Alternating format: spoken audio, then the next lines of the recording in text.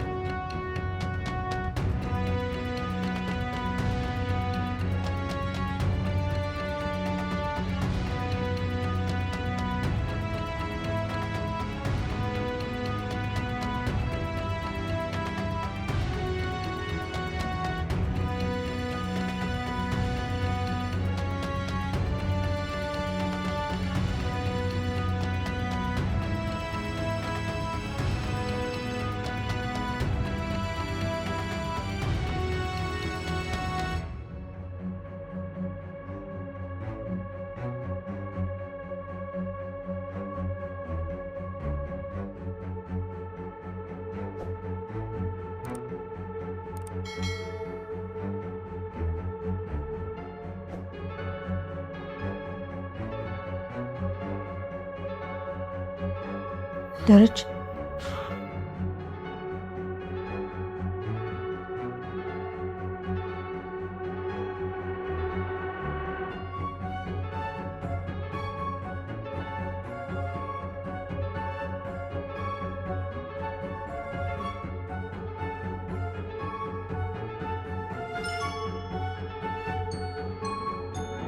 አብጌል ያመጣችው ጣጣ ሙሉ ቤተሰቡን ችግር ውስጥ ከቶታል። የእናቷን ምክር የአባቷን ቁጣ አልሰማ ብላ ስህተት መስራቷን የሁል ጊዜ ስራዋ ያደረገችው ኤቢ በሷ ፍቅር ወድቆ ምንም ነገር የሚያደርግላት ምንም ብታዘው የሚታዘዝላት አርጁን በመጨረሻም በሷ ንቀትና አግባብ የሌለው ንግግር ተማሩ የሱ ካልሆነች ሌላ የማንም መሆን እንደማትችል ለማሳየት ወስኖ ወደ ቤቷ ከጓደኛው ጋር ለማስፈራራት ቢገቡም ነገር ግን ነገሮች ባሰቡት መንገድ አልሄደላቸውም ነበር። ኤቢ አርጁንን ጓደኛ በዱላ መታ ገፍትራውን ወድቆ ራሱን ስቶ ነገር ግን ሊነቃም አልቻለም ነበር። ልጁ እዛው በተዘረረበት አብጌልም እየተርበተበተች የደረሰው ናታን ትንፋሹን ቼክ አድርጎ እየተነፈሰ እንዳልሆነ ሲያውቅም ተደናቅጦ ማድረግ ያለበትም ነገር ግራ ገብቶት እዛው ተቀምጦ ባለበት ደረጀና ማርታ ደርሰዋል። የበኩር ልጁን አሳልፎ ላለመስጠት ሲል ከቤታቸው አርቆ ወስዶ ለመጣል የወሰነው ደረጀም ከናታን ጋር ተጋግዘው እንደምንም ከቤታቸው ይዘውት ወጥተዋል። በቀጣይ ምን የሚፈጠር ይመስላችኋል? እውነት የአርጁን ጓደኛስ ሞቶ ይሁን? ሐሳብ እንዲሁም አስተያየታችሁን ኮሜንት ላይ ጻፉልን። እነ ደረጀ ከመምጣታቸው በፊት ናታንን እዛው ጥላው እሷ ለመደበቅ ሞክራ የነበረችው አብጌል መኝታ ክፍሏ ልትገባ ስትል አርጁን ያገኛትና በንዴት ከዚህ በላይ ይበቃኛል፣ አንቺን አጥቼ በፍጹም መኖር አልችልም፣ እኔ እንደዚህ እያፈቀርኩሽ አንቺ ግን ለሌላ ሰው መስተፋቅር ታሰሪያለሽ፣ በአንቺ ስሰቃይ ከመኖር ህግ ይዞኝ ብሰቃይ ይሻለኛል ብሎ እያላት ባለበት ናታንም ይመጣና ተው አርጁን ተረጋጋ፣ ተሳስተ ማይሆን ነገር እንዳታደርግ ብሎ ሊያረጋጋው ሲሞክር አርጁን የበለጠ ንዴቱ ጨምሮ አንተን ነው አይደል የምታፈቅረህ፣ እሷ የኔን ህይወት ካበላሸችው በጣም ቆይታለች ብሎ እያወራ ባለበት ናታንም ንግግሩን ያስቆመውና ይኸውልህ ህይወት እንደ ፊልም አይደለችም፣ ተረጋጋ ኤቢ ፖሊስ ጋር ደውይ ብሎ ሲላት አርጁንም ናታንን ትቶ በፍጥነት አብጌልን ይይዛታል። ከኋላ አንቆት መታገል ሲጀምሩ ናታንም ይመጣና መደባደብ ይጀምራሉ። በመሐልም የናታንን ሆድ በያዘው ስለት ጠቅ ያደርገውና ለማምለጥ እግሬ አውጪኝ ብሎ ይሮጣል። ናታንም እንደምንም ተነስቶ በቀስታ ወደ ክፍሉ ይገባና ራሱን ለማከም የደማውን ሆዱን ለመጠራረግ እየሞከረ ባለበት ኤቢ ክፍሉን በርግዳ ወደ ውስጥ ትገባና እንዴ ናታን ወቅቶሃል እንዴ በጣም ጎዳ ብላ ስትጠይቀው እሱም ብዙም አይደለም ኤቢ ጫር ነው ያደረገኝ፣ ግን ልጆቹ የት ነው ያሉት? እቤት ናቸው እና ደግሞ የምታሽውስ ልጅ እስካሁን አልተነሳም ብሎ ሲጠይቃት እሷም እቤት ውስጥ ናቸው፣ አንተ ግን አሁን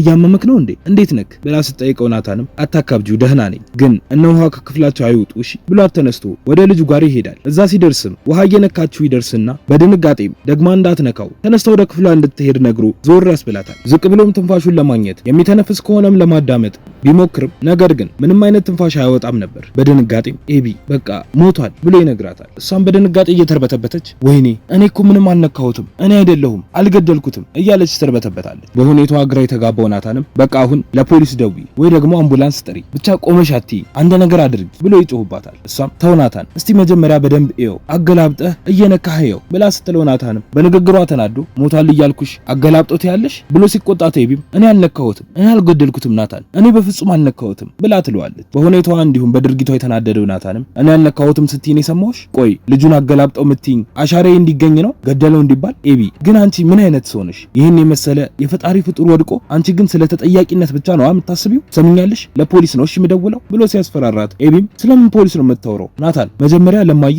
ወይ ደግሞ ለአባዬ ደውል ብላ ስትለው ናታንም አባዬ ለምን ዞር ብለሽ አስቢ እንደሚልሽ አየሽ አይደለ? ስትመጪው አይቻለሁ ኤቢ፣ ለዚህ ነበር እሱ ሁሌ በገባ በወጣ ቁጥር የሚጨቅጭቅሽ። ገባሽ አሁን? ወይኔ አሁን ሙሉ ቤተሰቡን መቀመቅ ልትከቺ ነው ብሎ ይላታል። በዛን ሰዓት ውሃ ተሯሩጣ ሄዳ ያየችውንም ነገር ለነለዛ ለማውራት እየሞከረች ባለችበት ናታን ተከትሏት ይሄድና ውሃ ምንም ነገር አላየሽም፣ እሺ በቃ አሁን አርፈሽ ቁጭ በይ፣ ሌሎቻችሁም ከዚህ ክፍል እንዳትወጡ ብሎ አስጠንቅቋቸው ወደ ወደቀው ልጅ ጋር ተመልሶ ይሄዳል። በድጋሚም በህይወት መኖሩ አለመኖሩን ለማረጋገጥ እሱም ኤቢም አጎንብሰው ለማጣራት ቢሞክሩም ነገር ግን ምንም አይነት ነገር ሊፈጠር አልቻለም። ደረጀና ማርታ ሰላምን ጠይቀው ሲመለሱም ወደ ማድ ቤት ውስጥ ጭቅጭቅ ሰምተው ነገሩን ለማየት ወደዛም ይጠጋሉ። ወርቁ የተዘረረውንም ልጅ ተመልክተው በድንጋጤ ማርታ ማን ነው ብላ ተጠይቃቸዋለች። ደረጀም ወርቁ በተመለከተው ሰው ደንግጦ ናታን ምንድነው ምን ተፈጥሮ ነው ብሎ ሲጮህ ማርታም አረ ምንድነው ጉዱ ንገሩን እንጂ ምን አጋጥሞት ነው ብላ ተጠይቃቸዋለች። ኤቢም እማዬ ሊገለኝ ነበረ ብላ መንተባተብ ስትጀምር ደረጀም ናታን እነማን ናቸው ምንድነው የተፈጠረውን ነገር ለምን አትነግሩ ነው ብሎ በድጋሚ ሲጠይቀው ናታንም የአርጁን ጓደኛ ነው አባዬ፣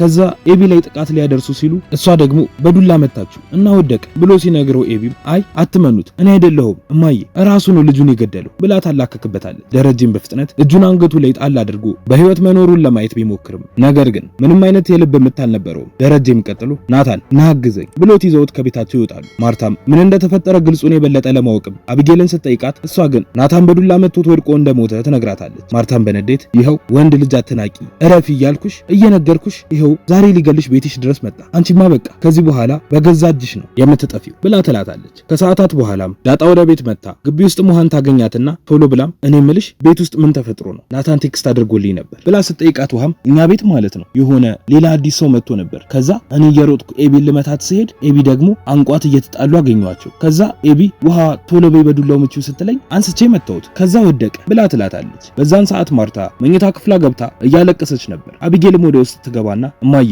ለአባዬ ደወልሽለት ብላ ስትጠይቃት ማርታም አዎ ግን ስልኩን አያነሳም ብላ ትመልስላታለች። ኤቢም ትቀጥልና እሺ እማዬ ግን እኔ አሁን በቃ ወደ ስዊድን መሄድ እፈልጋለሁ ብላ ስትላት ማርታም አንቺ ስዊድን ቆይ መገናኛ መሰለሽ እንዴ ነው ወይስ የሰው ነፍስ ስላጠፋሽ እንደ መደበቂያ ነው ብላ ስትጠይቃት ኤቢም እንደዛ አይደለም እማዬ እኔ በቃ ነገም ቢሆን ካመቻቹልኝ መሄድ እችላለሁ ብላ ትላታለች። ማርታም በሐሳቧ ተገርማ ቆይ አባትሽስ እሱ ባንቺ ጣጣ አይታሰር ብላ ስትላት ኤቢም እንዴ እማዬ ቆይ እኔስ መታሰር አለብኝ ትምህርቴስ ናታንስ ስንት ነገር እኮ አለ ብላ ስትላት ማርታም እሱን ከመምታትሽ በፊት ነበር እኮ ማሰብ የነበረብሽ፣ አባትሽ ሁሌም ቢሆን የሚመክርሽን ብትሰሚ ለዚህ ጊዜ ጠቅምሽ ነበር፣ ምን ያደርጋል አንቺ ግን በፍጹም አትሰሚም። አሁን ግን አባትሽ ነው ስለ ሁሉም ነገር የሚወስነው፣ አባትሽ አይሳሳትም፣ በቃ እስኪመጣ ድረስ አሁን ውጪ ብላ ከክፍሏ ታስወጣታለች። ከዚህም በኋላ ነው ደረጀና ናታን በምሽት ሁሉንም ጨራርሰው የመጡት። በቀጣይ ምን የሚፈጠር ይመስላችኋል? ልጁ የእውነት የሞተ ይመስላችኋል? ሐሳብ እንዲሁም አስተያየታችሁን ኮሜንት ላይ ጻፉልን።